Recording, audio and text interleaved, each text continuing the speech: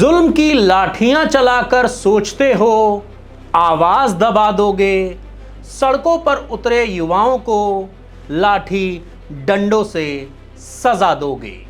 NEET के नाम पर देश के लाखों छात्रों के भविष्य के साथ खिलवाड़ की गई और जब बच्चे अपने हक की बात करने के लिए सड़कों पर उतरे तो सरकार ने क्या दिया? लाठियां और आंसू गैस के गोले। लेकिन आज कहानी बदल गई। आज खुद नेता प्रतिपक्ष राहुल गांधी और प्रियंका गांधी वाड्रा सीधे प्रधानमंत्री के घर यानी 7 लोक कल्याण मार्ग के बाहर धरने पर जा बैठे।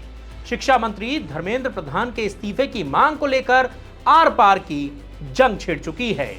राहुल गांधी, प्रियंका गांधी और कांग्रेस अध्यक्ष मल्लिकार्जुन खड़गे के साथ साथ इस प्रदर्शन में पार्टी के वरिष्ठ नेता और सांसद भी शामिल हुए। धरने के दौरान इन्होंने सरकार के खिलाफ जमकर नारेबाजी की। कांग्रेस ने छात्रों पर हुई पुलिस कार्रवाई को लेकर प्रधानमंत्री नरेंद्र मोदी को जिम्मेदार ठहराया। प्रधानमंत्री आवास के पास धरने के दौरान नेताओं ने प्रधानमंत्री इस्तीफा दो के नारे भी लगाए। राहुल गांधी ने कहा कि छात्रों पर पुलिस कार्रवाई के लिए प्रधानमंत्री को देश से माफी मांगनी चाहिए और इस्तीफा देना चाहिए।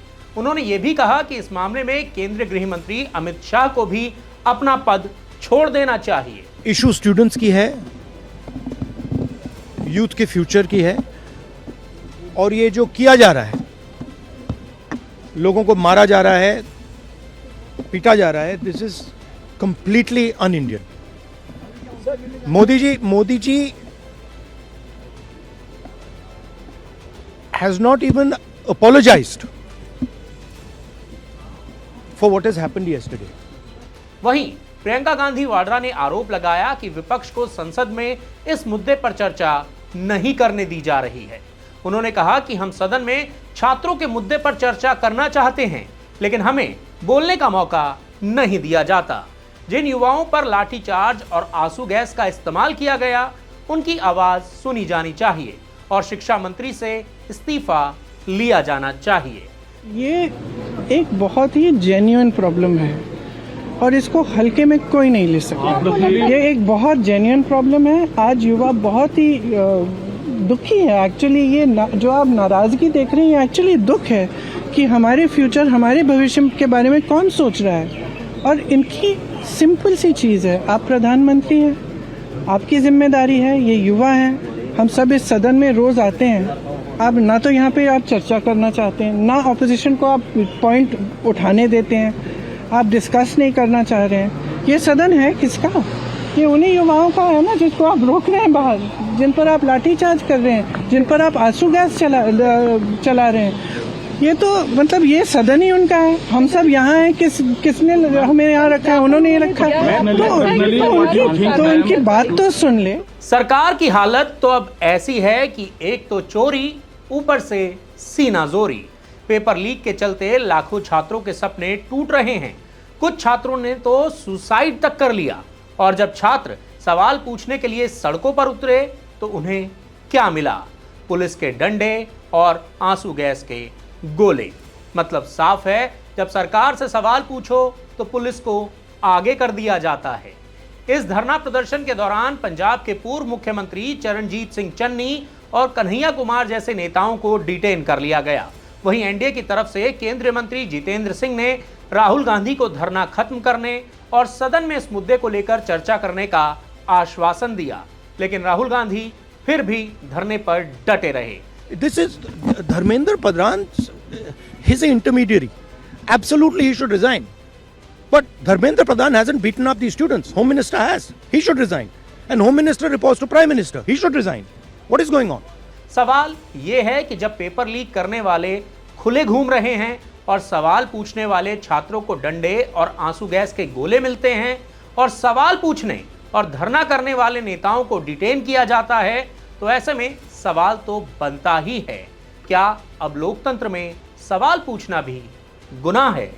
सवाल बड़े हैं और कड़े हैं। कागज पर लिख दिया खुशहाली का अफसाना और भूखे पेट सो रहा देश का युवा दीवाना। अगर आपको लगता है कि नौकरी पाने के लिए पढ़ाई करनी पड़ती है, एग्जाम देना पड़ता है, तो आप बिल्कुल गलत हैं। मध्य प्रदेश जाइए, यहां नौकरी पाने के लिए परीक्षा नहीं, सिर्फ सरकार की एक जादुई कलम की जरूरत है। एक ऐसा चमत्कार हुआ है जिसे देखकर बड़े से बड़े जादूगर भी अपना सर पकड़ लें। महज 6 महीने में, जी हां, सिर्फ 6 महीने में एमपी के 8 लाख बेरोजगारों को नौकरी मिल गई। अब आप कहेंगे कि ये तो अच्छी खबर है। जी हां, एकदम अच्छी खबर है, लेकिन सच में क्या ऐसा हुआ है? पहले जरा ये आंकड़े देख लीजिए।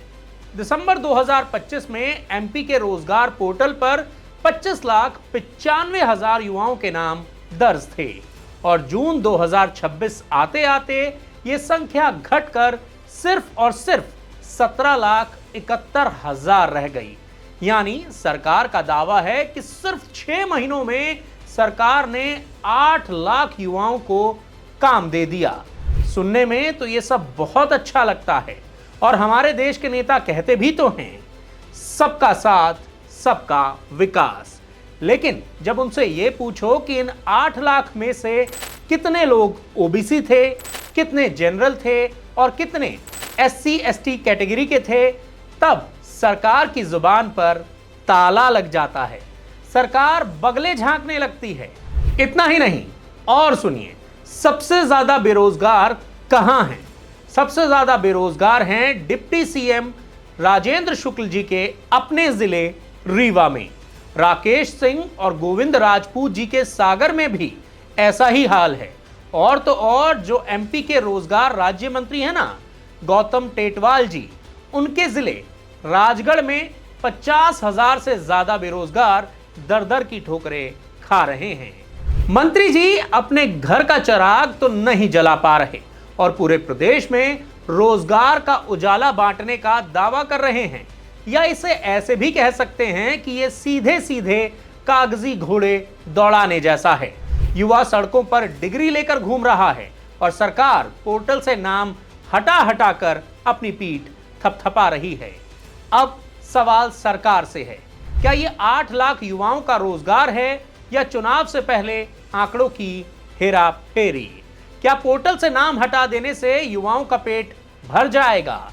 जवाब तो सरकार को देना ही चाहिए। भक्तों ने जेब खाली करके अपनी श्रद्धा का पाई पाई दान दे दिया, लेकिन पर्दे के पीछे बैठे कुछ लोगों की नीयत में खोट आ गया। आस्था के नाम पर चढ़ावे की चोरी गजब का खेल है। जब तक मामला दबा रहा, चढ़ावा चोरी चलती रही, लेकिन अब बात देश की सबसे बड़ी अदालत तक पहुंच गई है, यानी कि सुप्रीम कोर्ट तक। चीफ जस्टिस सूर्यकांत ने साफ कह दिया है कि राजनीति बंद करो, अब पुरानी ढपली पुराना राग नहीं चलेगा। सुप्रीम कोर्ट ने सीधा आदेश दे दिया है कि किसी सीनियर आईपीएस अफसर की अगुवाई में नई एसआईटी टीम बनाओ। मतलब साफ है, अब तक जो जांच हो रही थी वो सिर्फ दूध की रखवाली बिल्ली को सौंपने जैसी थी। जिस मंदिर के नाम पर पूरी राजनीति चमकती है, क्या उसी मंदिर का चढ़ावा ही सुरक्षित नहीं है? अदालत में 4 याचिकाएं पड़ी हैं। मांग सिर्फ एसआईटी की नहीं, सीबीआई जांच की भी हो रही है। मांग ये भी है कि इस पूरे दान प्रबंधन का ऑडिट किसी विशेषज्ञ कमेटी से कराया जाए। अब यूपी सरकार की हालत सांप और छुछुंदर जैसी हो गई है, जो ना तो निगलते बन रहा है और ना ही उगलते। 27 जुलाई की तारीख सिर पर है। सरकार को अब आईपीएस अफसरों के नाम सौंपने हैं। विपक्ष तो पहले से ही आक्रामक था और अब तो उसे बैठे बिठाए सरकार को घेरने के लिए संजीवनी बूटी मिल गई है। अब विपक्ष सीधे सीधे सवाल दाग रहा है, कहां गई वो जीरो टॉलरेंस, कहां गई वो पारदर्शी व्यवस्था? जब चढ़ावे की पाई पाई गायब हो जाए तो इसे लापरवाही कहें या सीधे सीधे डाका? क्या सिर्फ नई एसआईटी बना देने से सच सामने आ जाएगा या फिर यह मामला भी ठंडे बस्ते में डाल दिया जाएगा?